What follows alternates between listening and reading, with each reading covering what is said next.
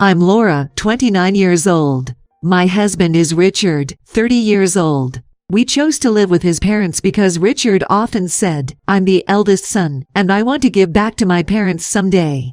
Richard's parents are very kind. They have strong, consistent values that I deeply respect. I thought to myself, if we have kids in the future, it would be beneficial for them to learn about society by being around their grandparents. So, I was in favor of living together. However, there was one catch in this perfect in-law setup. They had an unmarried daughter living at home. Her name is Melissa, 26 years old. The first time I met her when I went to announce our engagement, she remarked, "Oh, so you're the latest addition to the family, huh? Such a sassy younger sister-in-law." My first impression of my SIL was terrible. She probably didn't like the fact that her parents approved of me, but either way, she had a bad attitude. A few weeks after moving in, one day, as I was serving food to everyone at their respective places, my SIL shouted in disapproval. What? I was taken aback by her sudden outburst. You placed the food at your seat first, gah. Food. It was so unexpected that I was momentarily speechless. You're the newest member here, right? Why'd you serve yourself first? Well, my seat was closest to the kitchen. I can't believe it. You served yourself before me. I was stunned to see her make such a big deal out of such a small thing. Seeing this, my husband intervened. If you're going to talk about order and hierarchy, shouldn't you be showing more respect to my older sister-in-law? I mean, I don't want to get into it, but if you're talking about seniority, you should respect the wife of the eldest son, right? I'd prefer if we all just got along. What? Are you joking? She's just another woman from outside the family. She's not particularly attractive and deserves to be treated accordingly. Melissa snapped back at Richard. This made Richard furious. What did you say? Feeling that a sibling fight was about to erupt, I stepped in and calmed Richard down. Richard, it's okay, thank you. Then I told my SIL, I'm sorry, next time, I'll serve your portion first. I had my reasons for saying this. They's no good in having family arguments. The main reason is that we have to live together for a long time. Another reason is that I heard from Richard that Melissa is currently seeing someone and is probably getting married soon. Once she moves out, our relationship will likely change. It seemed too tedious to get into arguments until then. However, Melissa's condescending attitude towards me did not end there. When I returned home, she'd order me, get me a drink. What do you want? I'd ask. Just get me something, she'd retort. I'd serve her tea, only for her to start with, I wanted coffee. Make it again. Well, you could have said that from the start. She'd snap back, sounding frustrated. What? Can't you even pick up on that? That makes me concerned. You should at least know the preferences of those above you. Do I really have to spell it out? Then, I'd hear her say with a tisk, such a useless maid. Looking back, I think that was the first time she called me a maid. Her condescending attitude in treating me like hired help only increased from there. However, I had a hunch that she wouldn't act out when her father and mother were around. She probably felt guilty, knowing she'd get scolded. I considered talking to her parents about it, but I felt they probably wouldn't want to hear anything negative about their own daughter. To avoid any unjust treatment, I naturally tried to be around when her parents were present. Then, one night, it happened. Past midnight, she came home completely drunk. By then, her parents had long gone to bed.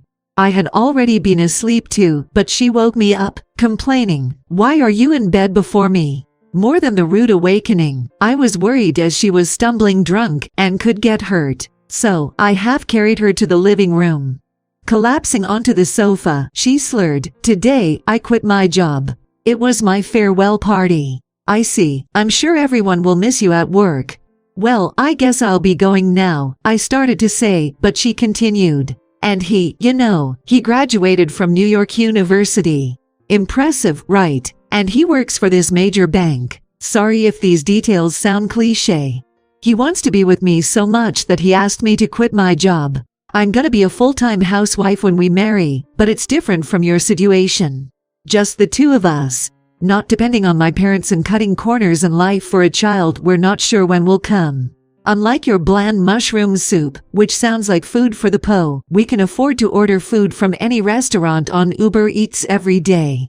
That's the difference between us. I'm not like you, plain-faced maid. Hey, get me some water, maid. Maid, you woke me up in the middle of the night to say that. I muttered under my breath. Seems my annoyance showed on my face. When my sister-in-law, probably emboldened by a few drinks, fixed me with a sharp glare. She stared me down with those eyes. What's with that look? Are you defying me?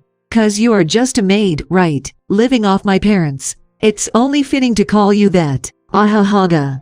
Maid, maid. She kept repeating the word maid with drunken laughter. I wanted to splash the glass of water on her face, but I held back. I was proud of myself. For my inborn baby to learn about social manners. Because my husband wants to take care of his parents. They're good people, and I wanted to help too. That's why I chose to live together.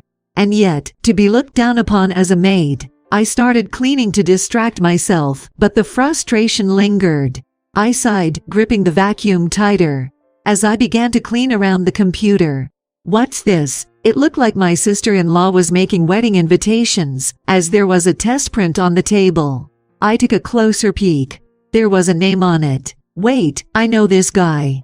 Looking at it made me think. I might have a chance to put my arrogant, good-for-nothing SIL in her place. With this, I could spare my family any unpleasantness. A thrill ran through me.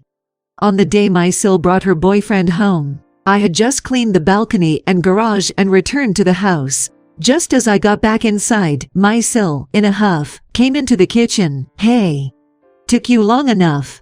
Checking the clock, it was only 10 minutes past when we agreed to meet. It was 10 minutes ago, but it seemed her guest had already arrived. Why would you clean the balcony right before this? Seriously, you lack common sense. Be of some help for once. Hurry up and serve the tea, you maid, she nagged. I purposely echoed back, maid. How many times do I have to tell you? You're basically the maid. I've been saying this since you arrived. Always at the bottom, and you never catch a hint. If you were a real maid, I wouldn't have renewed your contract. My echoing infuriated her, and her voice rose in volume. Perfect. With her volume, anyone in the living room would surely hear. I smirked to myself. Feigning innocence, I went to serve the tea. There he was. Michael. I called out to him. Just as I suspected. I had a hunch seeing the name, and sure enough, there he was. My sister's fiancé looked up. Huh. Laura. Michael, her fiancé, called my name in surprise. You haven't changed at all. Still as thin as ever. I said, smiling at Michael. What? Wait. You two are acquaintances. My SIL, looking stunned, kept turning her head between the two of us while raising her voice. More than acquaintances. I felt my heart race. Laura, she was my first love, he said. At these words, my SIL's face went pale, and she almost collapsed into a chair. No way. You were engaged to this woman. You were just a second-hand product. The word second-hand didn't escape my ears. People who usually belittle others tend to slip up. I made sure to pick up on it and repeated it for emphasis. He said at the same time, I heard you mention maid in the kitchen earlier. My SIL turned pale. No, that's not. What's not? What's different? Now's the time to push on once she was off guard. My sister-in-law, flustered, started to fib. Well, it was just a joke between us, right? You know how we joke around. I won't let this go. Complaining about the order of the being served at the table is a joke. If that's a joke, it's in bad taste. Always calling me plain Jane as a joke. If so, that's also a very po-taste joke. I don't recall agreeing to such a game. I blocked her escape route. He also chimed in, calling me second-hand like I was from a thrift store. Is that kind of joke? That's in pretty bad taste too. I think even I would be offended being called second-hand. This was indeed a coincidence. More importantly, this was a once-in-a-lifetime opportunity to get back at this sister-in-law who had made my life miserable. It truly felt like a miracle bestowed by the heavens. I won't let this chance slip away. So, shall we share some memories of being called second-hand and maid? I approached my sister-in-law. Slowly. making her feel the pressure. "Laura," he began as he settled back into the couch. As I placed down the tea, he said, "Thank you." I met Laura in high school. I was on the basketball team, and she was the captain of the girls' basketball team. She would often encourage me when I was in a slump. She told me that recognizing what's wrong in a slump is halfway to solving it. Then, it's all about improvement. She always had positive words for me, even praising the little things like the trajectory of my shots. I'll always remember her saying, "Life isn't a tournament where defeat ends at all, but a league where you alternate between wins and losses." Even a sports drink she'd occasionally give me, asking "You okay?" meant the world to me. I confess I had a small crush on her, and even asked her out. Well, it didn't work out. Laura was quite popular. He chuckled. Now I'm being called a plain Jane and a maid. I seized the moment. Hearing that was a shock to me. Being compared to a second-hand product hurt too, he said expressionlessly. He continued. After I asked Laura out in the summer and got rejected, she still gave me drinks and treated me the same. I guess Laura was being considerate. So, my first love was a bit bitter but mostly sweet. Then he looked straight at my sister-in-law. Calling Laura maid and me second-hand, I now understand the kind of person you are. I can't see us continuing this relationship. My SIL was now ghostly pale. She began to sob to him about her circumstances. I'm in a tight spot now. I even quit my job. Job? You quit? He looked puzzled. Maintaining his stern expression, he said, I didn't ask you to. I blurted out, what? This was unexpected. So she quit her job of her own accord. This was my chance. I quickly retorted. Didn't she gush about how you said you wanted to be together forever? So without you even knowing, she was talking about how with your earnings she could order takeout every day, living a lavish lifestyle. I spilled the beans. Why? She probably wasn't expecting to be told that. My sister-in-law's eyes rolled back. You didn't have to say all that to Michael. She started rambling. I just chuckled. Of course I'd say it. After all, I know Michael. It's like watching everything unfold in a reality TV show. Except I heard everything in person. Your long-winded remarks, that is. Michael held his head in his hands. I never told you to quit your job. I mean, I didn't say to continue either. Huh. If you graduated from a college like NYU and work at a major bank like JP Morgan, we'll be just fine. She snapped back. But it was now just making things worse. Michael sighed. Then he shrugged. Listen, did you decide to marry me because of my university and my job? Normally, you wouldn't think of marrying someone who calls you second-hand, right? From his words, it was clear that Michael was leaning towards breaking off the engagement. My sister-in-law, probably wanting to avoid that, became increasingly frantic. She started making excuses that weren't really good ones. Look, calling you second-hand can't be helped. It's a stain on your past, sure, but while we can't erase the past, we can create a future. Michael's words grew harsher in response to her defensiveness. I told you, I don't see it as a stain. In fact, I said it was a good memory.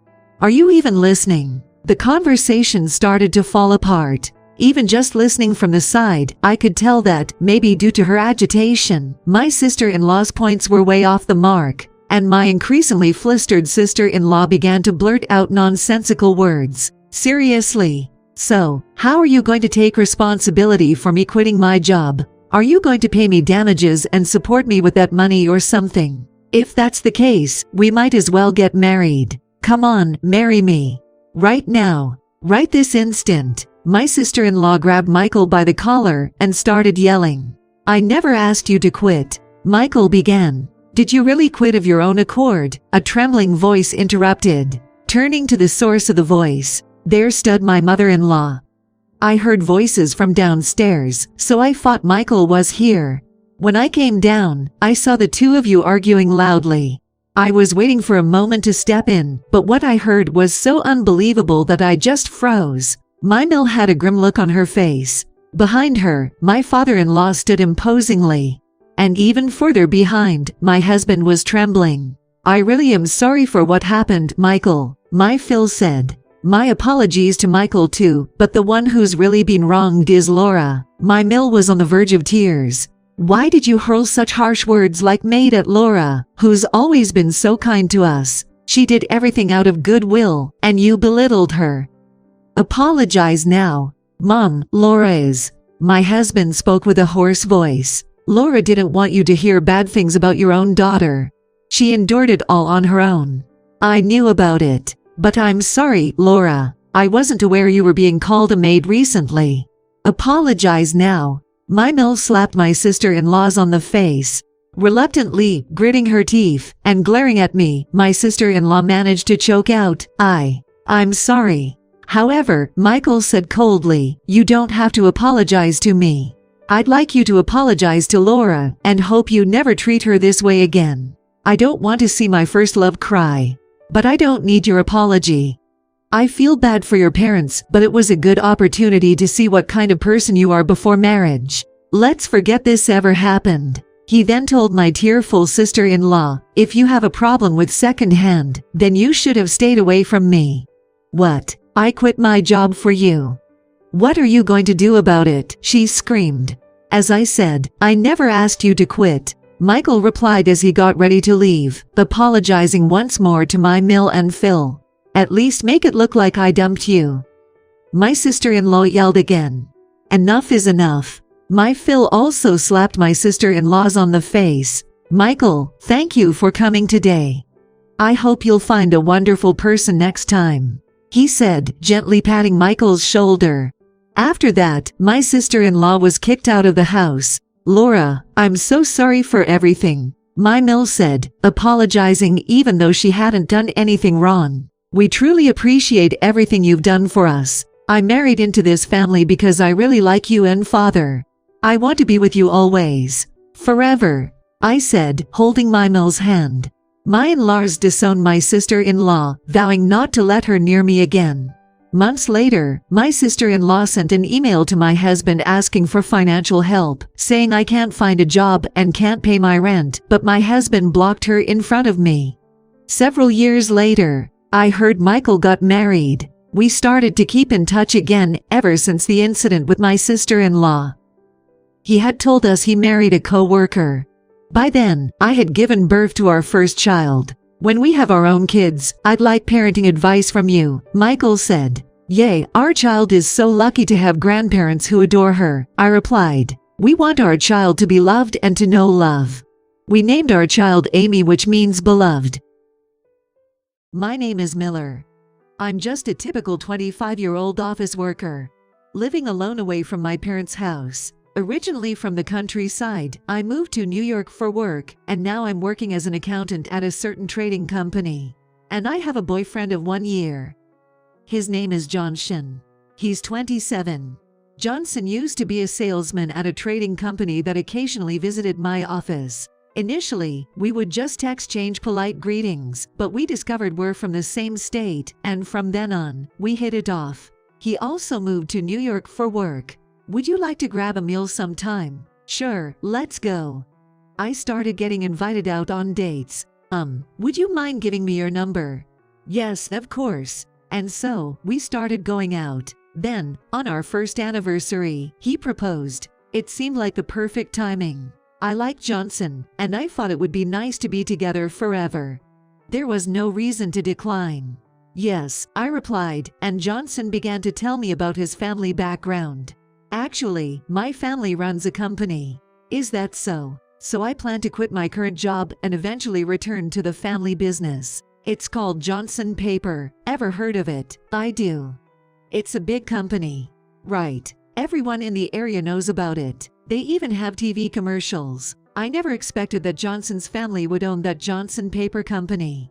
That company is well known, ranking in the top 10 companies in the state. The current president is the second generation, so could Johnson possibly be the third? Well, so Johnson, you're the heir.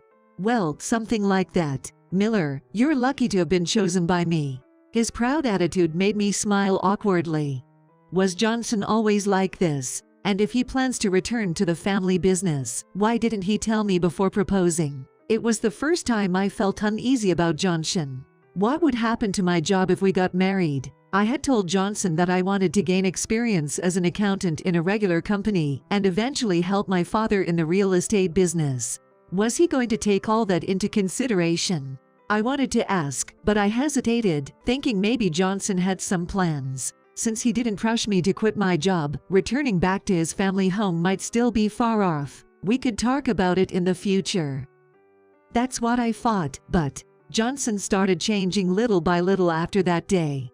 Or rather, his true colors gradually emerged. He began boasting about his family's wealth. I've never had to work hard for money. Employees at the company call me the young master and always treat me well. So Miller, you'll benefit from it too. Even though he said such things, I didn't feel happy at all. Rather, I started feeling disgusted by Johnson's bragging about his family's wealth. Why did you work at your current company before taking over the family business? That's obvious, isn't it? For the experience. Well, I got in there because of my old man's connections. Oh, by the way, I bought another car. Well, using my old man's, or rather, the company's money. Until now, Johnson never showed any signs of arrogance. But suddenly, it felt like he was a different person, his words piercing like thorns. I used to love Johnson for his humility and simplicity. Is it really okay to marry him? With no mention of taking over the company or returning to his hometown, my distrust only grew. But since I accepted his proposal, I couldn't bring myself to reconsider.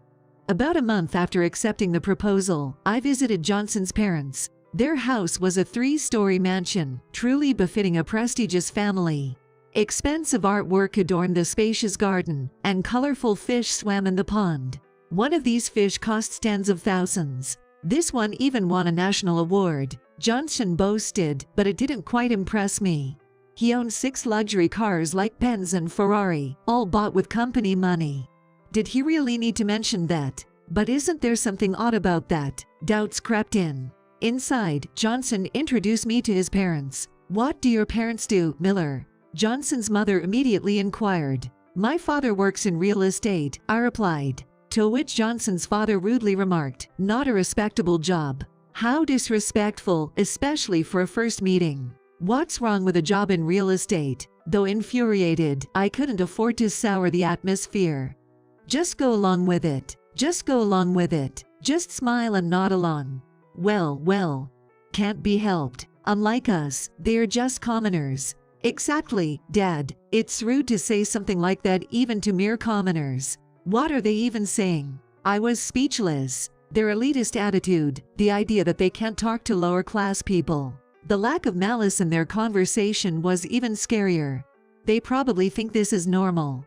I felt like I stumbled into a different dimension, nausea rising in me.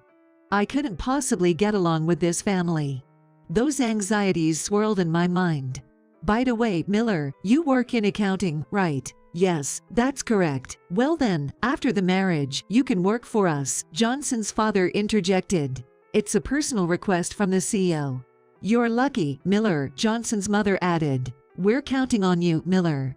Before I could interject, the conversation kept going. Seeing Johnson happily chatting with his parents, I looked at him in despair. Wait a minute. I just wanted to say. Desperately trying to interject, but nobody seems to listen. With that, the conversation came to an end for the day. Alone with Johnson, I decided to confront the lingering questions about our future. When are you going back to your parents' house? As soon as we get married. So, Miller, you better start preparing too. Wait a second, I haven't agreed to anything. I mentioned going back to my parents' house, right? Well, yes, but I thought that was something we'd discuss later. And besides, I have no intention of quitting my job. The conversation wasn't going smoothly at all. Wait, why? You'd be happier working at our company, right? It's bigger than your current company. But I don't intend to quit my job right away. Even if you say that, working at our company would be more secure and easier than at that company, don't you think? I didn't like Johnson's attitude of thinking he could have everything his way and belittling my company. I started to lose interest in marrying him. Those feelings grew stronger and stronger. The day after I talked to Johnson about it, his mother called me personally. Miller, I heard that you don't want to be involved with our company. We can't accept someone like you as our daughter-in-law. But I don't want to quit my job right away. An accounting job is the same anywhere, isn't it? I was scolded by Johnson's mother in a harsh tone, and I felt intimidated. Anyway, come over here this week and explain it to the president properly. Got it. I felt overwhelmed as I hung up the phone. I couldn't shake the feeling that things were about to get really messy. That weekend, when I visited Johnson's parents' house, they sat with their arms crossed, glaring at me. Johnson, are you sure? Is she really someone you want to marry? We don't need someone uncooperative like her in our family. Johnson's parents said whatever they wanted. When Johnson heard that, he came to me in tears, saying, Miller, please, quit your job and come live with me. But I couldn't bring myself to accept. I want to continue working at my current job. Please understand my position. But if you stay in New York, you can't live a married life together, can you? Well, that's true, but do you really want to get married? When asked again, I couldn't honestly say yes. Seeing my indecisive attitude, Johnson's parents had had enough. That's it. Leave now. I was finally kicked out of Johnson's house. For a while after that, I didn't hear from Johnson. I resigned myself to the idea that if the marriage couldn't happen, as long as things didn't get worse, it would be fine, and I felt a little relieved. Then, about 2 weeks later, Johnson called me with a serious tone. My parents want to meet. They want you to come over to our place this weekend with your parents. They want to talk about the future. I knew what it meant. It was over. Despite hesitating about marriage, I still loved Johnson. So when I heard those words, tears welled up in my eyes. I thought we could be happy together. Why did we have to have so many misunderstandings between us? What should I have done differently? No matter how much I asked myself, I couldn't find an answer. It was over. I resigned myself to that fact. I took some time off and went back to my parents' house. I had told my parents about the proposal, but I hadn't told them about what happened afterward. They had asked about the wedding date and meeting Johnson's parents, but I had been evasive with my answers. I felt like I had to tell them everything, so I did. Dad, Mom, I'm sorry for keeping quiet. I think the engagement is off. What? What happened? Why is it off? My parents were beyond shocked. I told them about Johnson's parents, his change in attitude, and how they treated me. My parents could sense my pain. They're selfish people. Absolutely. They showed understanding and hugged me. If it's going to be cancelled, it's better to discuss it together properly. Yay, it's good to know things before getting married. With my parents' words, the tension that had been building up until then suddenly dissipated, and large tears streamed down my cheeks. Miller, there are plenty of men out there.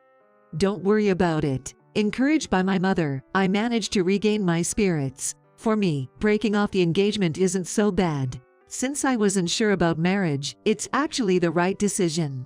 Thinking that way lightened my heart, but at the same time, anger toward the Johnson family surged within me.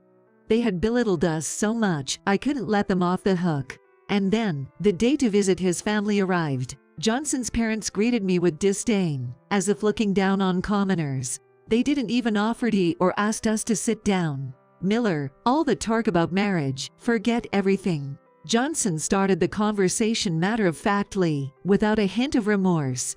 As expected, I calmly handled the situation unfolding before me. I said nothing, just looked at Johnson. Then, his parents, egging him on, began openly discussing how unsuitable I was for the Johnson family, and how I wasn't fit for Johnson paper. Miller, someone like you who isn't willing to serve her husband. We come from a noble background, so honestly, your daughter isn't. My father, who had been quiet until then, suddenly interrupted them and erupted in anger like a raging fire. What do you mean? Please speak clearly instead of beating around the bush. Perhaps they didn't like his attitude, as their expressions instantly turned fierce. Can't you read between the lines without having us say it outright? You paupers, we won't accept a marriage with peasants from the countryside. How dare they say such rude things in public? I was beyond angry. I was disgusted. Even my parents sighed and exchanged glances. There was no point in saying anything further. I realized that. I see. Then we'll leave. Let's go, Miller. Yes. At my father's words, I stood up. As we were leaving, I left them with a parting shot. Johnson, I hope you won't regret this. Then, one day, about 2 weeks later, my parents received a call from Johnson's side. Johnson's father, in a panicked voice, interrogated my father. What does this mean? I'm not sure what you mean. You didn't want to have to deal with poor people, right? I will not be renewing the end lease you have with us. What are you saying? A big company like Johnson Paper wouldn't want to be associated with a rural family like ours. It would be a shame to you. My father runs a real estate company. He has quite a wide range of businesses and many companies as clients. One of them is Johnson Paper. My father owns about 100 parking spaces for the employees of Johnson Paper's factory, as well as part of the factory grounds. If that contract were terminated, Johnson Paper's operations would come to a halt. The panic in Johnson's father's voice was understandable. Why hadn't Johnson's father remembered my father, who was his business partner? As a business owner, he was incompetent. To do this all of a sudden would be a problem. If this happens, the company won't survive. We're also a business. Since there's a possibility we won't be able to collect rent, we can't rent it out. What's going on? We've been paying the rent properly, haven't we? You'll understand eventually. Anyway, the deadline is at the end of the next 2 months. You have more than 2 months, so why don't you find a new place? Johnson's father was speechless at my father's well-organized response. I will never forgive you for insulting my daughter. With that, my father hung up the phone. A few days later, the Internal Revenue Service raided Johnson Paper and the president's home. There were suspicions of tax evasion, and turns out it was all illegal. While Johnson's family's fish and car were purchased with company money, all the assets were registered under the president's name, not the company's. He had been pocketing company profits without authorization.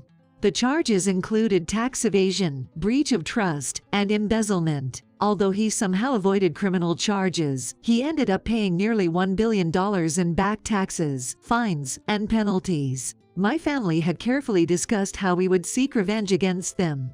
The fact that the land owned by my father, which was lent to Johnson Paper, was a crucial part of the plan. Johnson's talk about buying a car with company money had raised suspicions of tax evasion. We consulted with lawyers about canceling the end-lease contract and reported the tax evasion allegations to the Internal Revenue Service. One could say it was a revenge plot devised by someone familiar with the company's accounting, namely, my father. It later became known that Johnson's father was rumored to be a lousy president. He had inherited the company from his grandfather but lacked both business talent and knowledge, running the company with a reckless management typical of a second-generation prodigal son.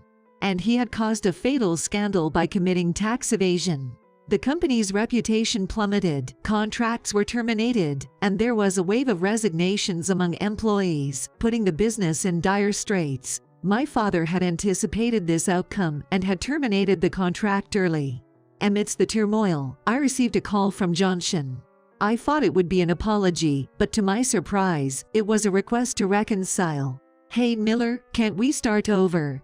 Huh? What are you talking about now? Come on, please. My family's in serious trouble right now. Please help us out. What a joke. Why would you ask a poor person like me for help? I quit the company too, and if things continue like this, I might end up in dire straits. Can't you at least ask your dad to lend us the land? That would be impossible. My father isn't running a charity. I coldly rebuffed him.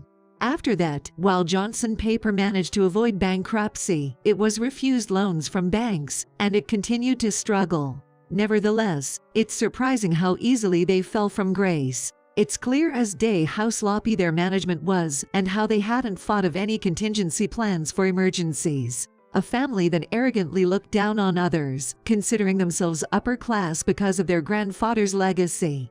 I intend to see through to the end of their downfall. Since then, I completely cut off contact with Johnson. I didn't want to be depended on, and above all, I wanted to forget everything quickly. And now, I've started dating a new man I've met. He's kind and respects others well. There are plenty of men out there. I'm holding on to my mother's words. Miller, would you consider going out with me with marriage in mind? A delightful confession from him. I'm a bit wary of the word marriage. But he didn't say anything and just hugged me. I want to live and find happiness with him from now on. Is it Kennedy? It's me, Aaron. 10 years ago, my ex-husband ran off with my son's wife, and since then, he had disappeared without a trace. I didn't even want to remember those who betrayed me and my son, let alone see them again. Yet here I was, receiving a call from my ex-husband after 10 years. And, believe it or not, he had the audacity to demand over the phone, "You're living in your parents' house now, right? I know it's sudden, but could you leave that house?" I was stunned by my ex-husband's request. I couldn't believe that he contacted me after 10 years to ask me to leave my parents' house so he could live there with his affair partner. "Seeing that you're still in your parents' house, you haven't remarried, have you? Just leave then." His mocking tone only fueled my anger, which had reignited for the first time in 10 years. Fortunately, my ex-husband was unaware that my living situation had changed over these 10 years. That's why I could say, "Sorry, but the house is gone." What? A decade later, I made my ex-husband fully aware of this. I resolved to do so. My name is Kennedy Davis. I'm 60 years old and work as a part-time teacher at a private school. Although I've reached retirement age, my salary has decreased, but I continue to work part-time. Perhaps it's because I grew up admiring my parents, who were famous teachers, and the memories of my childhood. I got a divorce from my ex-husband, Aaron, 10 years ago. And now, after such a long time, this incident began with the sudden reappearance of that man I thought I would never see again after our terrible divorce. 21 years ago, I met Aaron during our college years at a part-time job. I was working at a tutoring school as a part-time tutor to support my studies to become a teacher. Aaron joined the tutoring school as a part-time tutor after me. Although he was older, I had been working there longer, and the director appointed me to support Aaron. As I taught him about the job, we grew close, and that's how we started dating. After dating for 3 years while continuing our part-time jobs, we got married upon graduating from college, and later we were blessed with a son, Everett. By that time, I had secured a job as a teacher, so we left the tutoring school, informed them of our marriage, and received a grand celebration. 25 years later, Everett had grown up and was set to marry Haley, whom he met at a design school in New York. As parents, we wholeheartedly celebrated Everett's marriage and hoped he would have a happy and fulfilling family life. Then, out of the blue, Everett contacted me saying he had something to ask and returned home. Since marrying, Everett had been busy with his job as a figure sculptor and hadn't visited home much, so I was excited to see him after such a long time. However, Everett seemed troubled. "Mom, you're married to Dad, right?" "Of course. Why are you asking me that?" After hesitating, Everett looked determined and leaned in. "Actually, I saw Dad walking with Haley in New York." What? It turned out that Everett had seen Aaron and Haley walking arm in arm in Tokyo, near the hotel district, last Friday night. Seeing them on his way back from work, Everett found it suspicious and followed them, only to see them enter a hotel. Even hearing something like that, I couldn't believe it. Indeed, I was, of course, aware that Aaron and Haley, despite being in-laws, got along like a real father and daughter. However, it wasn't as if they were close enough to meet privately, just the two of them. Especially not at a hotel. No way. I wish it were just a dream or a mistake too. But this is proof. Saying this, Everett showed me a photo on his phone, clearly showing Aaron and Haley, arm in arm, entering a hotel. And speaking of Friday night, Aaron had come home late. He claimed it was overtime at work, but that was clearly a lie. Thinking back, I realized that in the past few months, there had been an increase in the number of days Aaron returned late. He insisted it was because of coworker gatherings, sudden business trips, or working on holidays, and I initially believed him. But upon further reflection, the sudden increase in business trips, overtime, and holiday work felt odd, as these were rare before.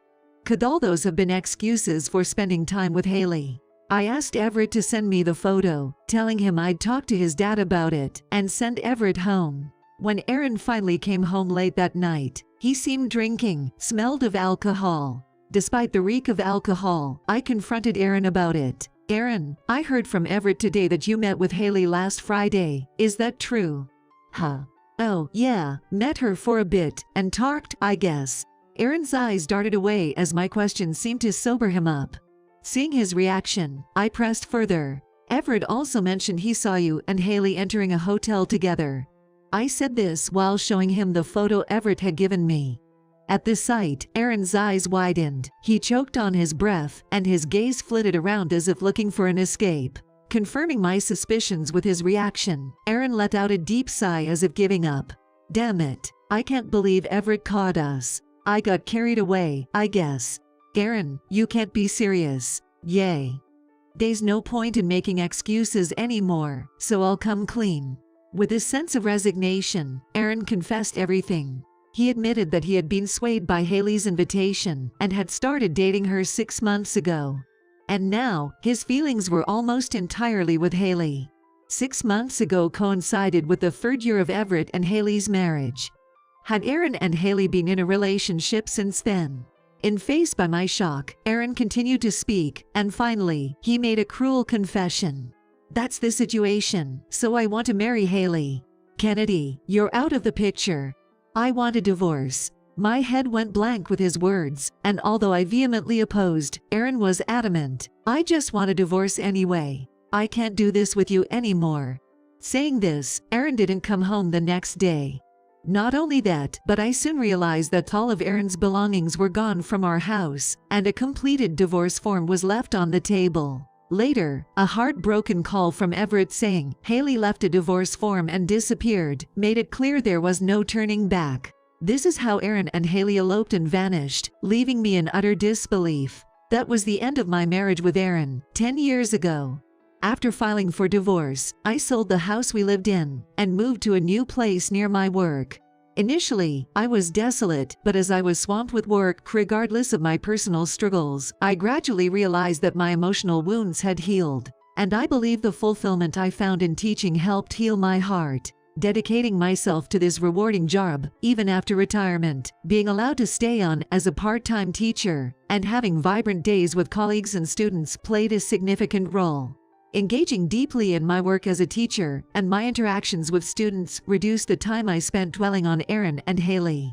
10 years later, I was living a fulfilling life without looking back on my days with Aaron. Although my income decreased as I became a part-time teacher, staying at the school and being surrounded by students who admired me like a parent was more than enough. Hearing that Everett had managed to overcome the shock of his father and wife's betrayal by immersing himself in work also gave me peace of mind. However, one day, a phone call shattered the peace I had found. Hello, is it Kennedy? It's me, Aaron. What, Karen? Hearing my ex-husband's voice for the first time in 10 years. I thought I would never hear it again, and I couldn't help but raise my voice in surprise. What do you want after all this time? Surely, you're not calling to reminisce about the old days. I couldn't help but speak cautiously. It wasn't unreasonable. The last time I had spoken to Aaron was 10 years ago, and even then, he was adamant about getting a divorce, no matter how much I tried to reason with him. Recalling that, I tried to maintain my composure and suppress my emotions, but Aaron just said dismissively, "Come on, that's cold. Is that any way to talk to your husband who's calling after 10 years? You're forgetting the ex, you're my ex-husband. I don't think of you as my husband anymore, and I certainly don't want to see you or even hear your voice. Whatever. But to the main point, you're living in your parents' house, right? I know it's sudden, but could you move out? What?" His words, delivered with such an insensitive casualness, made me lose control of my emotions, and I ended up raising my voice again. Perturbed by my confusion and anger, Aaron continued. Haley's pregnant with our child. But having a kid is more expensive than I thought. We're starting to struggle financially. According to Aaron, he and Haley had married after eloping, and, despite the 30-year age gap, had been living passionately as husband and wife. However, everything changed when Haley became pregnant last year. Both Aaron and Haley had quit their jobs in a hurry before eloping, and neither had work history that would get them hired at any respectable company since. So, they had been living day to day by juggling part-time jobs. With Haley's pregnancy and subsequent inability to work, their financial situation quickly became dire. I can't handle it anymore, so we thought about asking Everett or going back to your parents' house, but Everett turned us away, and my parents have disowned me. Everyone's so stubborn. As Aaron laughed carelessly on the phone, the faces of his parents and brother, whom I visited for introductions 13 years ago before our marriage, floated into my mind. I remembered his strict-looking father, strong-willed mother, and serious-looking brother. I hadn't been in contact with them since the divorce, but I couldn't imagine them forgiving what Aaron did. That's why you plan to move into my house. Exactly. Seeing as you're still living in our old house, you haven't remarried, have you? A single woman with nothing going for her but her teaching job is less important than a married young woman with her first child. Just move out. His rude dim end ignited a fury in me. Had I idealized the Aaron in my memories too much over these 10 years? I hadn't thought he could be this irresponsible. And then, remembering something important, I said in a low voice, "Unfortunately, my parents' house is gone." What? My father passed away 3 years ago, and my mother last year. The house was too big for me alone, so I decided to sell it. There's no house left for you, Aaron. What? Now it was Aaron's turn to raise his voice. Besides, I have no intention of telling you where I live now, and even if you found out, you're not welcome. So never come. Dead, you say? Then what about the inheritance? Aaron's words, showing concern only for the potential inheritance and not the passing of my parents, made me grimace in anger and disgust. It seemed he had been eyeing not just any money I might have, but also my parents' inheritance all along. But that ship had sailed long ago. All the money from my parents' estate went to me along with the house. My parents said they wouldn't leave a penny to the shameless man who eloped with his son's wife. What? 10 years ago, the day Aaron and I divorced, my parents were furious upon hearing about Aaron and Haley's betrayal from Everett and me. It was understandable. They had treated Aaron kindly like their own son, believing in him, only for him to betray them in the worst way possible by eloping with his son's wife and hurting both his son and wife. The first thing my parents did was to settle their estate and prepare their will. My parents prepared a will ensuring that everything, including our family home, would be inherited by me, in anticipation of the day Aaron and Haley might return. 7 years after that, my father passed away, and my mother followed last year, leaving me to inherit the family home and the estate. Despite the house being too large for me alone, and although I didn't want to part with it because it was filled with memories of my parents, I decided to sell it, respecting my parents' wishes. I hoped it would go to someone more deserving than the likes of Aaron and Haley. Hearing this reality, Aaron exploded over the phone. "Are you kidding me, you? Don't mess with me. There's no way that's allowed. There's nothing about allowed or not allowed. I legally inherited everything following the proper procedures. Aaron and Haley, who did nothing and were off gallivanting elsewhere, have no say in this." Even as I responded, Aaron, perhaps enraged to the point of losing his sense, hurled a torrent of abuse before slamming the phone down. And there I was, staring down at my disconnected phone. To rely on someone after selfishly abandoning them, and then lash out when things don't go their way. To think that the man I had spent years with could be so irresponsible and childish. To my utter disdain, I then received a call from Haley. She blamed me unilaterally for being cold-hearted for not informing her about the passing of my parents. She ranted, but her words didn't affect me. If Haley truly felt shocked about my parents' deaths, she would have expressed a wish to visit their graves. Yet, there was no indication of such sentiments from her end, only a focus on the inheritance. That's why I considered neither her nor Aaron worthy of visiting my parents' graves. Thinking so, I hung up on Haley before she could finish her rant. Then, Everett called after that. "Mom, it's me. Did Dad and Haley show up there?" "No. If they did, it was only to fuss over the house and inheritance over the phone, you know." Hearing my response, Everett sighed over the phone. "I see. They came to my place directly before, so I thought maybe they'd try you next." "Everett, are you okay? Did they do anything to you?" "I'm fine, Mom. They just made a scene at our door. When I threatened to call the police, they ran off. But I've got an idea." Everett then shared his plan with me. And hearing it, I decided to cut ties with Aaron and Haley once and for all, for my sake, and to protect the new life my son was building. A few days after implementing that idea, Aaron called again in a panic. "Kennedy, what have you done? Such a rude way to start a conversation.